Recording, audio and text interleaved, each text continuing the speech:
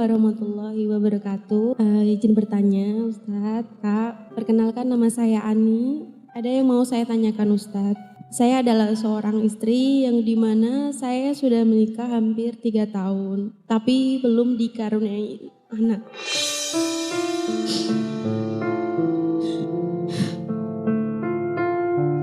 Segala macam omongan orang saya dengerin.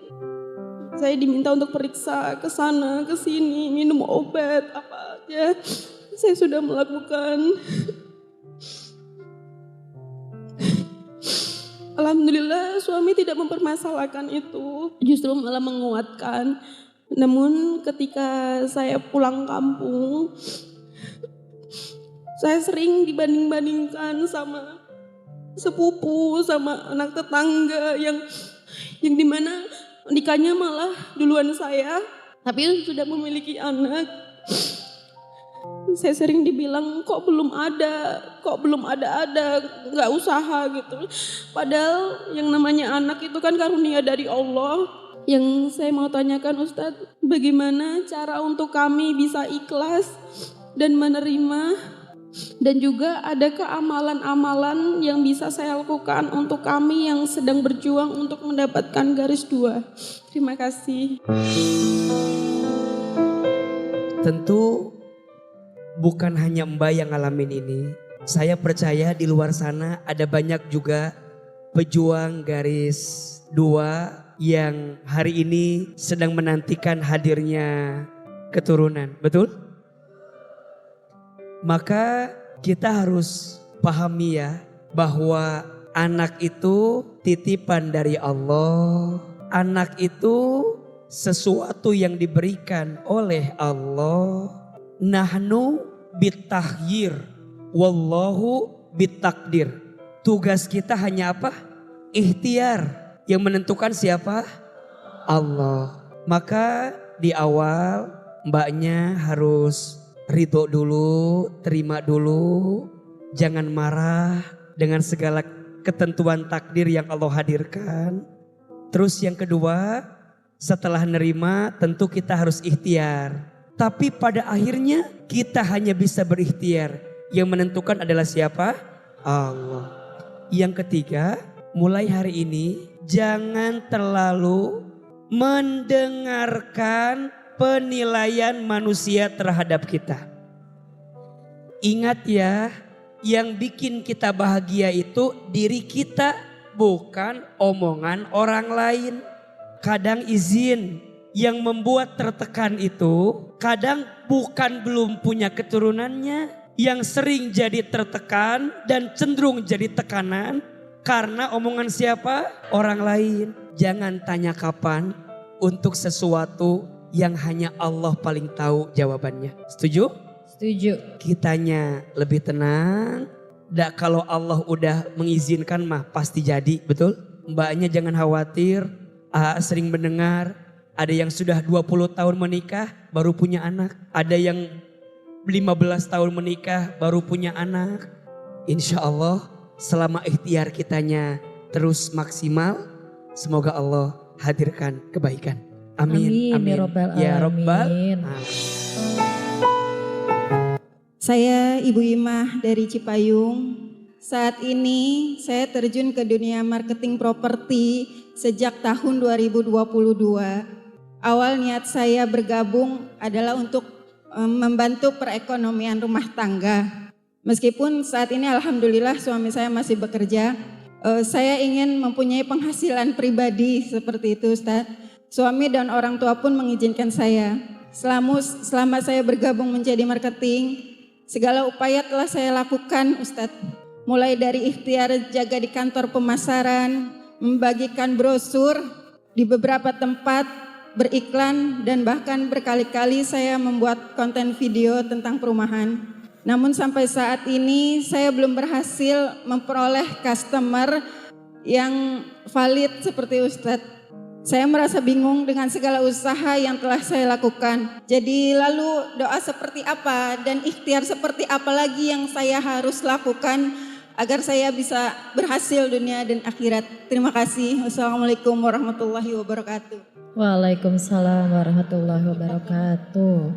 Iya baik, kalau ada doa yang kita panjatkan dan belum Allah kabulkan, kira-kira yang salah di Allahnya atau di kitanya? Kitanya. Jangan pernah menyimpulkan atas setiap doa yang kita panjatkan, kemudian Allah belum kabulkan. Jangan bilang Allah nggak tahu dengan doa kita. Jangan bilang Allah ingkar janji dengan firman-Nya. Jangan. Kenapa Ustaz? Karena setiap doa itu hakikatnya Allah akan kabulkan. Hanya kita manusia kadang nggak ngerti gimana cara Allah mengabulkan doa kita, betul? Maka tolong catat baik-baik. Setidaknya ada 4 jawaban atas setiap doa yang kita panjatkan. 1, ditenangkan hatimu. Jadi kalau Bunda doa, tenang. Itu yang ngasih siapa? Bunda doa, dikasih hati yang lapang. Itu yang ngasih siapa? Bahkan mohon maaf, Bunda bisa berdoa pun itu yang mengizinkan siapa? Itu nikmat atau bukan? Maka yang pertama, cara Allah menjawab doa kita, caranya adalah ditenangkan hati kita. 2, cara Allah menjawab doa kita, diampuni dosamu, diampuni dosa kita. Jadi saat Bunda berdoa, mungkin apa yang Bunda minta belum Allah kasih, tapi percayalah setiap dosa kita Allah ampuni saat kita berdoa. 3, didekatkan dirimu dengan Allah Subhanahu wa taala. Saat Bunda berdoa, Allah dekat dengan kita.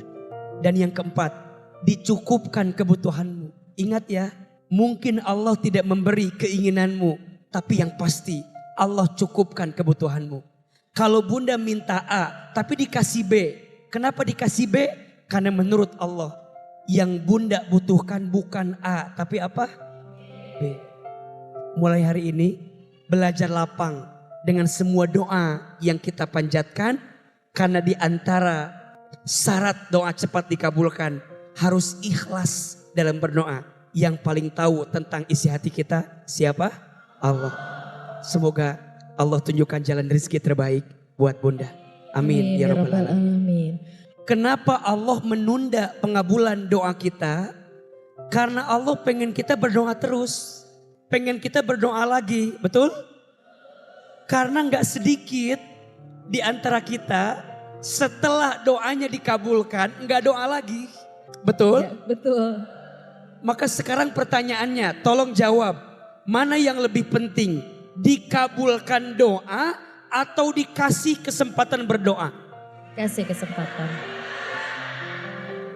Yang lebih penting dikasih kesempatan berdoa.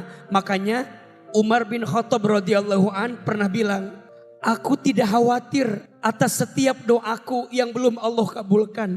Aku lebih khawatir jika Allah tidak memberikan lagi kesempatan kepadaku untuk berdoa lagi. Maka kadang Allah menunda pengabulan doa kita agar Allah masih melihat kita berdoa lagi, berdoa terus. Sangat merasa bersalah ya Kak, karena kan untuk yang kecil ini terutama yang umur dari 4 tahun ini, dia sampai menangis teriak-teriak, ibu ikut. Makanya di hati saya terasa, ya Allah saya sedang berjuang untuk kemajuan bersama rumah tangga, keluarga dan anak-anak saya. Tolong kasih saya keberhasilan, karena anak-anak saya pun ketika ditinggalkan, anak pertama saya mendoakan ibu semoga berhasil, tapi ketika saya pulang belum memperoleh hasil, saya sedih seperti itu Kak gitu. Apalagi yang kecil, anak saya yang kedua itu seringkali menangis ketika saya tinggalkan. Karena biasanya yang pertama itu 24 jam sama saya, sedangkan yang kedua sering saya tinggalkan selama saya berikhtiar menjadi agen properti ini Kak. Masya Allah, saya ucapkan jazakallah khairan kasiran bagi Ahilman.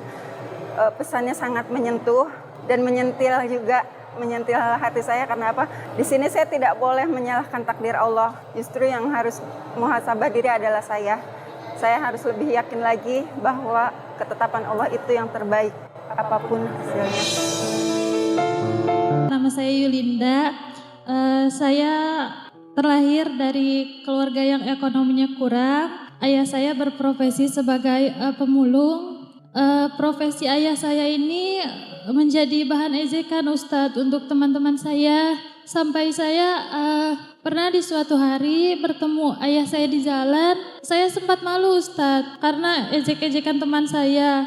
Ayah saya manggil waktu itu ketemu saya, teh gitu. Tapi saya pura-pura nggak lihat Ustadz karena saya merasa malu. Pertanyaannya Ustadz, apa benar sebelum manusia lahir di dunia ini diberikan 77 pertanyaan bahwa siap atau tidak lahir di dunia ini Ustadz? Terima kasih. Oke. Kenapa Mbak Yulinda malu punya ayah yang profesinya tadi disebutkan? Apa yang bikin malu? Terus teman-teman ngebulinya gimana atau menghinanya seperti apa? Dibilang dasar anak pemulung gitu. Terus kalau di kelas selalu diejekin gitu Ustadz. Bercandanya selalu bawa-bawa profesi ayah saya. Tapi mohon maaf sekarang ini Mbak sudah berkeluarga atau sudah bekerja? Bekerja Kak. Alhamdulillah dapat beasiswa kuliah dan Masya sekarang Allah. sudah bekerja. Sudah lulus sarjana? Diploma. Diploma, alhamdulillah. Masya Allah. Tapi Mbak Yulinda pernah bilang perasaan ini sama ayah. Aku tuh malu punya ayah sebagai pemulung dan segala macam. Pernah nggak bilang gitu sama ayah? Enggak pernah Ustadz, semenjak kejadian pernah ketemu di jalan sama ayah. Terus di rumah saya selalu merasa bersalah sampai benar-benar cari gimana caranya supaya hidup keluarga lebih baik. Alhamdulillah dapat beasiswa kayak gitu Ustadz. Itu saya pernah berjanji sama diri saya sendiri Ustadz untuk bisa membawa ayah saya ke depan gedung waktu itu wisuda, tapi qadarullah belum menjadi mahasiswa yang terbaik. Tapi di situ saya merasa sudah menebus kesalahan saya kepada ayah waktu itu karena malu di depan teman-teman Ustadz. Kita tidak bisa milih orang tua kita siapa. Tapi kita bisa milih hidup kita ke depan mau seperti apa. Maka mohon maaf, pesan AA untuk semua anak-anak, jangan pernah menghina orang tuamu. Segimanapun keadaannya, jangan pernah menghina orang tuamu. Mohon maaf, tidak akan ada dirimu kalau tidak ada orang tuamu. Betul? Maka jangan sampai merendahkannya, menghinanya, menjatuhkannya. Karena ridullah fi ridul walidain, wasuhtullah fi suhtil walidain. Ridhonya Allah tergantung ridhonya orang tua. Murka bencinya Allah tergantung murka benci orang tua. Kalau hidup kita ingin mulia, muliakan orang tua kita. Kalau hidup kita ingin bahagia, bahagiakan orang tua kita. Sungguh pintu keberkahan hidupmu itu terletak pada kebaikanmu kepada orang tuamu. Maka Mbak Yulinda minta maaf sama ayah atas sikap Mbak Yulinda waktu itu. Yang pernah merasa malu punya ayah seorang pemulung. Minta maaf, minta ridhonya. Dan sekarang senangi orang tua. Mbak Yulinda dengan izin Allah diangkat derajatnya, bisa kuliah, bisa bekerja. Sok bahagiakan orang tua. Ini pesan buat kita semua ya. Jangan sungkan-sungkan membahagiakan orang tua. Termasuk kalau kita ada rezeki, bahagiakan orang tua kita. Gak akan miskin seorang anak yang membahagiakan orang tua. Justru seorang anak itu akan Allah angkat derajatnya ketika dia pandai menyenangkan hati orang tua. Selagi masih ada. Karena bagi kami, bagi saya yang sejak kecil sudah ditinggal orang tua. Di antara sesuatu yang bikin AA sedih, salah satunya adalah saya belum sempat menunjukkan apa yang Allah titipkan kepada saya hari ini di depan orang tua saya. Maka selagi masih ada, pegang erat-erat, jaga baik-baik. Karena setelah tiada, penyesalan akan ada di hati kita. Dan hati-hati ya. Kata Nabi, ada 2 dosa yang balasannya langsung disegerakan di dunia. Satu, dosanya seorang anak karena menyakiti, karena durhaka kepada orang tua, itu langsung dibalas di dunia. Dan yang kedua, dosanya seseorang karena menzulimi orang lain. Maka bunda sayang, pemirsa, jangan sakiti hati orang tua. Satu kali saja engkau menyakiti hati orang tuamu, akan banyak kekecewaan yang datang dalam hidupmu. Mbak Yulinda, salam buat ayah. Dan ayahnya Mbak Yulinda bangga ya, punya anak yang luar biasa. Tapi ingat, kita gak mungkin hebat kalau di belakang kita gak ada orang tua yang hebat, betul? Yang membuatmu hebat, usaha kita mungkin 1%, 2%. Tapi sisanya adalah doa orang tua kita kepada Allah Subhanahu wa ta'ala. Semoga Allah muliakan orang tua kita semua. Amin ya Amin, Rabbal Alamin. amin ya Rabbal Alamin. Kalau misalkan yang bikin sakit hati sih pasti banyak ya Bu gitu. Apalagi kalau misalkan pas sayanya lagi di sekolah itu bener-bener bulian gitu loh, kayak seling diledekin aja gitu. Jadi kayak lebih dikucilkan aja sih gitu. Kalau misalkan dari kehidupan bertetangga gitu ya, paling pernah dituduh aja sih gitu, adik sama ayahku tuh mencuri gitu, saking mungkin mereka lihatnya keluarga saya tuh kekurangan gitu ya, jadi bisa-bisanya nuduh kayak gitu. Karena ayah sih, ngelihat ayah, pernah lihat ayah di jalan, terus kayak lelahnya banget ayah gitu, sampai mukanya merah, badannya kurus gitu, kayak hitam gitu ya, karena kena panas. Itu yang bikin aku termotivasi, kalau ayah aja bisa nggak menyerah, kenapa aku harus menyerah. Terima kasih ayah sudah berjuang untuk kehidupan keluarga, walaupun banyak rintangannya yang jelas nggak mudah gitu. Aku pun sebagai anak merasakan, apalagi orang tuaku yang lebih dulu membiayai anak-anaknya gitu. Kenalin Ustadz, nama saya Mega. Saya seorang janda. Apa? Saya seorang janda. Oke. Kenapa AA tarik nafas? Agak. Iya. Terus. Saya janda Pak Ustadz. Iya. Saya sudah 2 kali bercerai. Yang pertama karena suami nikah lagi sama janda. Akhirnya saya milih cerai. Terus saya coba berhijrah lah istilahnya. Dulu saya pendosa, mungkin banyak sekali dosa saya. Saya berhijrah, saya bertaubat. Terus saya setelah 6 tahun jadi janda, saya menikah lagi. Qadarullah, Allah beli cobaan KDRT. Tadi kan kata Pak Ustadz, kita harus cinta suami kita karena Allah. Insya Allah saya sudah cinta karena Allah. Tapi kalau saya teruskan, saya akan menzolimi diri saya sendiri terus menerus. Akhirnya saya berpisah untuk yang kedua kali. Pertanyaan saya, gimana caranya untuk ridho atas kehendak Allah? Saya sudah memaafkan, tapi saya nggak bisa lupa. Saya belum ridho, belum sepenuhnya. Gimana caranya supaya kita ridho atas semua kezaliman yang sudah orang lain lakukan terhadap kita. Terima kasih Pak Ustadz. Terima kasih Mbak Mega. Mohon maaf Mbak Mega, ada putra atau putri anak? Ada anak 2, dari 2. suami pertama perempuan, dari suami kedua laki-laki. Sekarang gimana hubungan dengan mantan suami? Yang pertama kan udah nikah lagi. Oke. Saya lebih bukan untuk memutus silaturahmi, tapi menjaga perasaan istrinya. Tapi untuk nafkah lahir batin, insya Allah saya sanggup, walaupun tidak dibantu gitu. Kalau untuk yang kedua, sekarang lagi di posisi diputus silaturahmi saya karena anak diambil suami.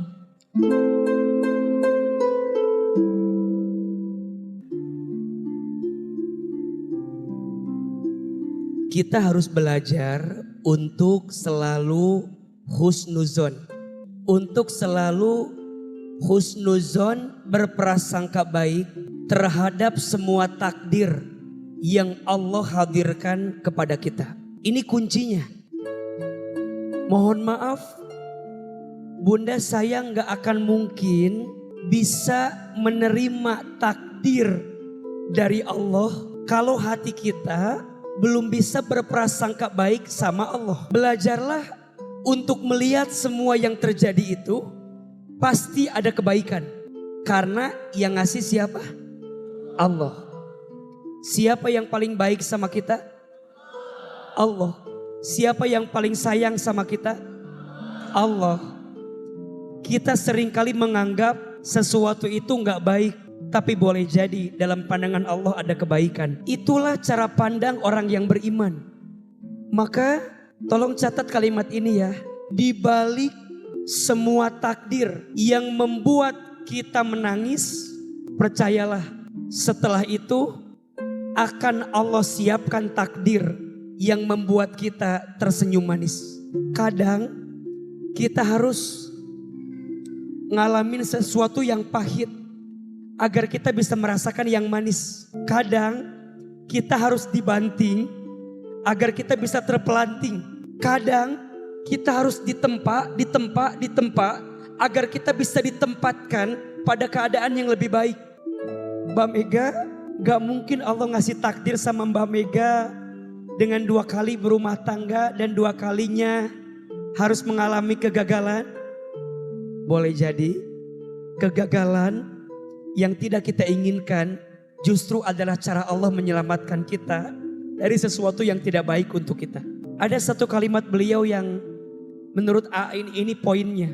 AA, kalau saya menjalani ini, yang terzolimi malah diri saya sendiri. Dan ini adalah sikap yang terbaik. Jangan sampai kita menghancurkan diri kita, menzolimi diri kita karena keadaan yang terjadi pada diri kita. Kita sama orang lain aja nggak boleh zolim, apalagi sama diri sendiri.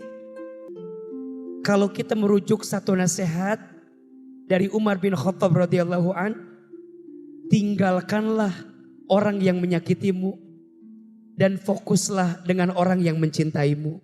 Kalau berpisah itu adalah jalan terbaik dan kita bisa menemukan kebaikan dengan jalan itu, bismillah. Walaupun itu bukan pilihan yang terbaik, tapi di antara banyak pilihan, jika kita rasa harus hidup sendiri, tidak ada masalah. Maka mohon maaf, ini pesan buat seluruh single mom, single parent, dan ibu yang memilih untuk menjadi ibu tunggal atau sendiri. Yang gagal rumah tanggamu, bukan hidupmu. Yang gagal rencanamu, bukan masa depanmu. Jangan sampai gara-gara masa lalumu harus menutup banyak kebaikan di masa depanmu. Semua akan baik-baik saja. Amin. Belajar untuk berjalan walaupun dalam keadaan kesendirian. Karena manusia boleh meninggalkanmu, asal Allah tak pernah pergi dari hatimu. Lebih baik kehilangan sesuatu karena Allah daripada kehilangan Allah karena sesuatu. Lebih baik kehilangan seseorang karena Allah daripada kehilangan Allah karena seseorang. Mudah-mudahan Mbak Mega Allah hadirkan seseorang yang lebih baik. Masih suka kebayang aja kalau ada suara keras, bentakan. Ngeliat teman-teman yang lain tadi juga banyak yang cerita kalau di KDRT gitu. Throwback lagi, keinget lagi kejadiannya. Kan kita kadang mulut maafin tapi hati belum bisa lupa gitu. Jadi keinget terus aja. Kayaknya aku gak akan bisa lupa deh. Tidak memperlakukan aku seperti manusia. Kayak dibentak, ya banyak hal yang aku coba lupain tapi susah. Kita harus husnuzon sama Allah gitu. Itu yang aku coba belajar sih. Soalnya aku ngerasa kayak, ya Allah aku pengen memperbaiki diri loh gitu. Ayo dong gitu. Bisa gak sih dinego gitu, ujiannya jangan suami terus gitu. Kayak ujian ekonomi aku pernah dan aku sanggup, ujian orang tua aku sanggup, ujian banyak hal yang aku bisa lewatin. Kalau pasangan tuh kayak sakit banget loh dianiaya sama orang yang kita cintai gitu. Jadikan akhiratmu di hatimu dan cukuplah dunia di tanganmu. Untuk semua lika-liku dunia, ujian hidup dunia, jadikan semuanya sebagai cerminan dan pelajaran untuk hidup lebih baik ke depan. Orang yang paling cerdas adalah orang yang menjadikan semua pengalaman hidupnya sebagai pelajaran berharga untuk kehidupan yang lebih baik. Dunia gak lama, dunia sementara, resah dan gelisah dengan dunia yang sementara. Tapi siapkanlah bekal terbaik untuk akhirat yang selamanya. Mudah-mudahan Allah bahagiakan dunia kita, dan yang paling penting dunia ini jadi jalan untuk kebahagiaan akhirat kita. Amin, amin ya rabbal alamin. Ya Allah, di balik semua ujian yang kami hadapi, kami mohon ya Allah, kuatkan hati dan tubuh kami untuk menghadapi semua ujian ini ya Allah. Temani langkah kami untuk melewati semua ujian yang Kau titipkan kepada kami. Ya Allah, maafkan kami yang kadang kurang sabar dengan ujian-Mu. Ya Allah, maafkan kami yang kadang kurang ridho dengan takdir-Mu. Ya Allah, maafkan kami yang kadang kurang ikhlas beramal kepadamu. Ya Allah, hamba lemah, hanya Engkau yang kuatkan hati kami. Ya Allah, kabulkan doa kami. Subhana rabbika rabbil izzati amma yasifun. Wassalamun alal mursalin. Walhamdulillahi rabbil alamin. Amin, amin ya rabbal alamin.